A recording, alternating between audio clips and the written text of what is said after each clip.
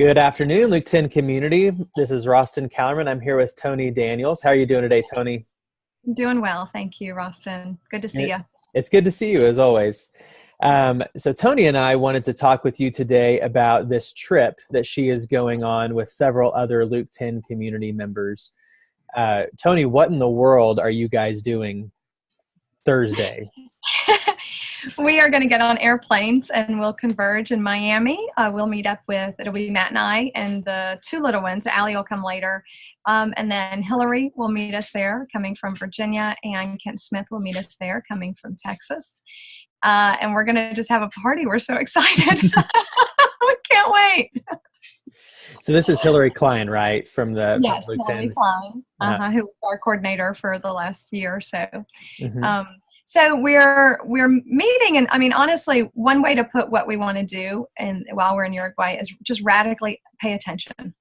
Radically pay attention to people's hearts, to the spiritual feeling in the country now, to what God's doing, to every conversation, to each other, to ourselves, to pay attention in every way. Mm-hmm. I'd like to talk about three goals that we have for the trip. And the three goals, or really the three purposes that we have, are to witness warriors.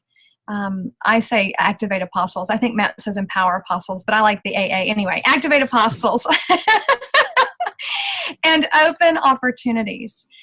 So and they build on each other. So the very first one is witness warriors. There are people in that country who have been faithfully listening to God and following Him for a long time. And it's so easy to get tired down there, and it's easy to get discouraged. It's also, even when things are going really well, sometimes you just don't feel like no one notices or no one even knows that it's happening because you're in the ends of the earth.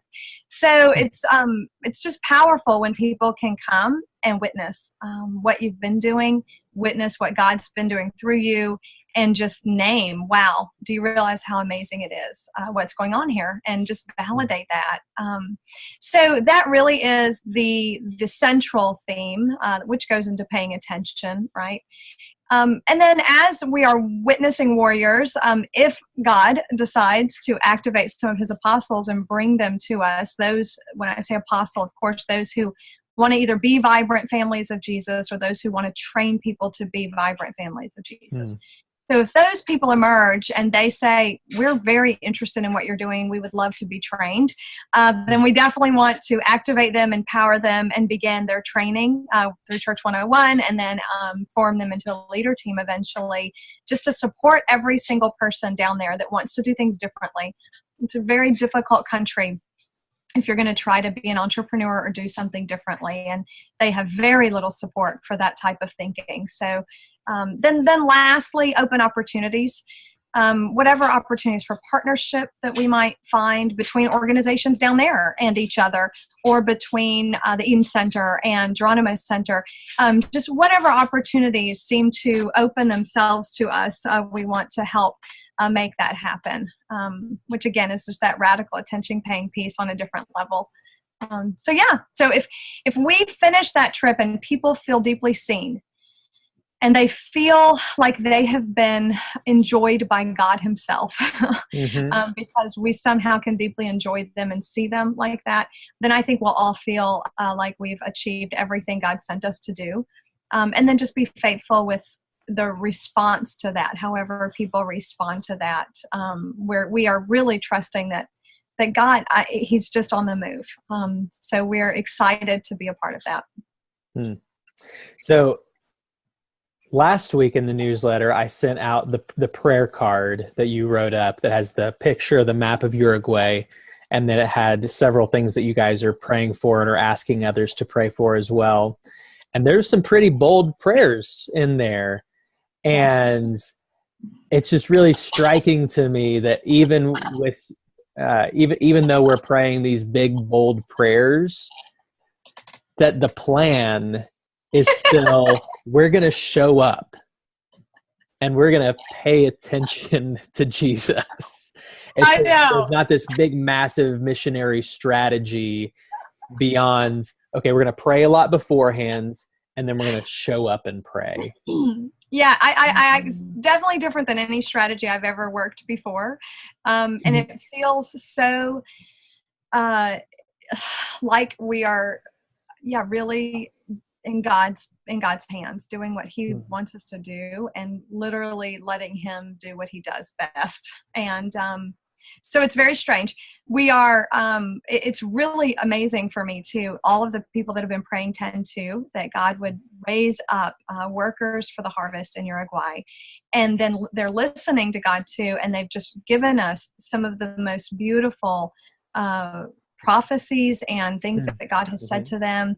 Some have even given us names, very specific names of apostles that are in Uruguay with job descriptions of who these people are. And they've never stepped foot there, didn't even know where the country was.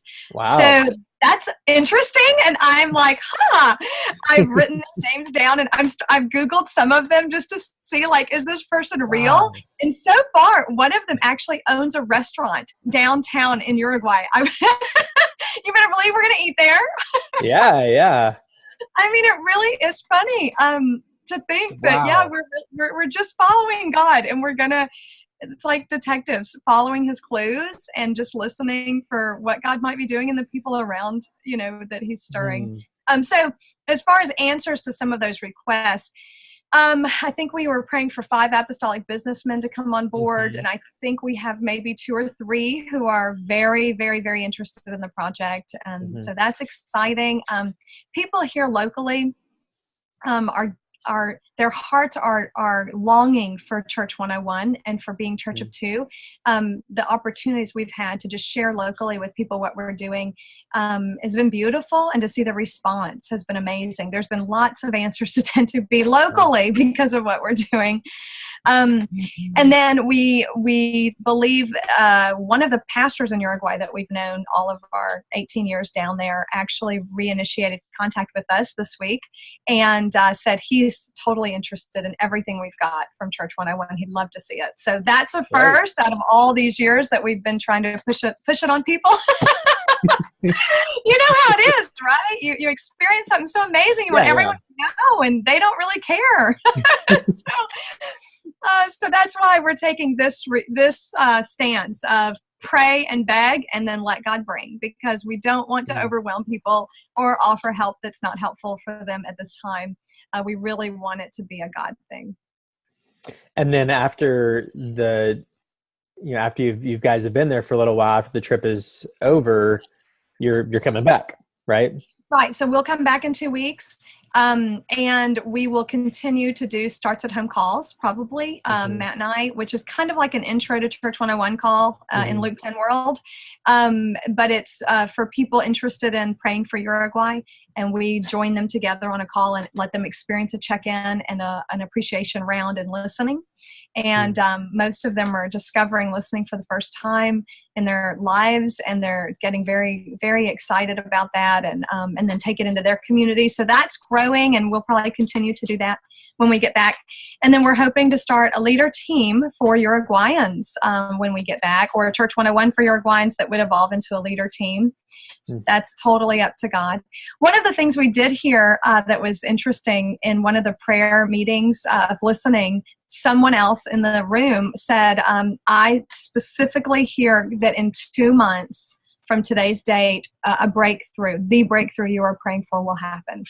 And that would be like January 7th. So I don't know. I mean, we hear these strange things, right? It's like, I don't know. So we just write the date down and go, okay, God. Yeah. We'll wait till January 7th. Put that on the calendar. So I liken it to Joshua and the Battle of Jericho, and how, they were praying for a breakthrough. They were praying for, a major thing. They wanted God to take the city over. And, he told them to march. I mean, how bizarre, march around the walls.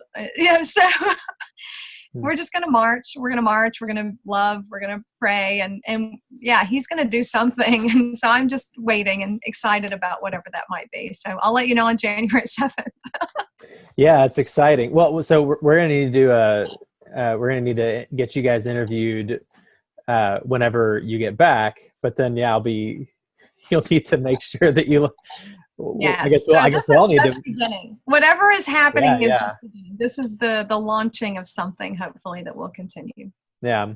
This is something that, as I was thinking about this conversation before we even got on the call, something else that popped into my head about this is, I can't remember if I may have said this in one of the newsletters a while back, but I was reflecting on Luke 10, the chapter itself, not just the organization, a few months ago. And something that I noticed that was really interesting was when the apostles, when the sent ones, when they, if they showed up at a place and they were and it didn't work out, then they left. They wiped the dust off of their sandals and they took off. If they were successful, they left. Like, no, that was just that they were not the ones who were supposed to be there taking care of that place, but they were the ones that were supposed to help other people take care of that place. And it really strikes me that that's exactly what you guys are doing with this trip. Yeah. Yeah, it does feel very much like that. And in some ways it was hard to come to that place. 3 years in the States, brought that on me of realizing, maybe God has other people planned to actually be on the ground there to be the vibrant families that would multiply. And so, yeah, it was a very strange thing to come to. But yeah, now I'm convinced that God has people down there already. And we hopefully get to train them and be a part of them and support them and love them and see them and witness them as warriors. And maybe we'll be down there again one day training them in person. But yeah, it's exciting to know that he doesn't need us. He's got people on the ground already. Yeah, that's cool. I mean, that also reminds me of Paul's letters so much, is whenever he kicks off his letters, and no matter how annoyed he is at that whatever church he's writing to, however far away they are, he's the way that he talks to them is as if he's talking to spiritual children. That's the way I hear you talking about, these groups that you don't even know if you're going to find yet. That's yeah. exciting. Well, I hope he brings me spiritual adults though, really. That's fair. That's right. We want apostles, meaning they're mature adults already. Yeah. You're not trying to. We don't want Lord of the Flies church here. Let's not go. Let's not make any more references to that book. There's some pretty horrifying things in the book. Well, Toni, thank you very much. I know you've got a lot of work to do getting ready to go, but I'm gonna keep encouraging everyone to continue praying for you guys and for Uruguay and praying with you guys. And I'm excited to hear what happens. Thank you. Thank you very much. Thank you, Toni.